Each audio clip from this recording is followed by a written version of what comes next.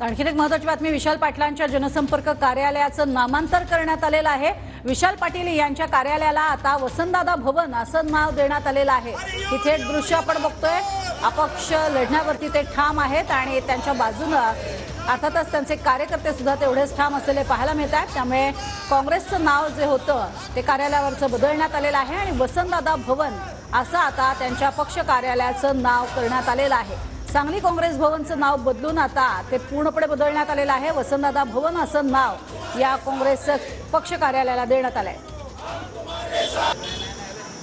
विशाल पाटील यांच्या कार्यालयाचं नामांकन झालेलं आपण पाहू शकता। आपण सध्या विशाल पाटील यांच्या कार्यालयासमोर आहोत।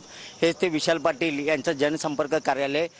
देऊ इतिहासाला भविष्याची झळाळी असा नावाचा हा कार्यालयाचा बोर्ड आहे आणि त्याचबरोबर या कार्यालयाजवळ आता वसंतदादा भवन असं हे नाव देण्यात आलेलं आहे। एकंदरीत पाहिलं तर विशाल पाटील हे अपक्ष उमेदवार म्हणून निवडणुकीच्या रिंगणात उभा राहणार आहेत असं कार्यकर्त्यांचं ठाम मत आहे। माझ्या बरोबर कार्यालयाच्या समोर आपण पाहू शकता वसंतदादा पाटील यांचा फोटो या ठिकाणी लावण्यात आलेला आहे आणि वसंतदादा भवन असं नवीन नामकरण विशाल पाटील यांच्या कार्यालयाचं झालेलं आहे।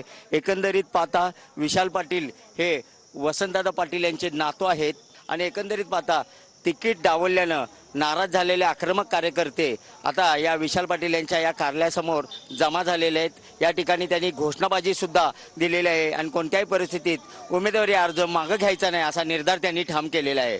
कॅमेरामन सुनील सोबत मी शंकर देवकुळे, TV9 मराठी, सांगली।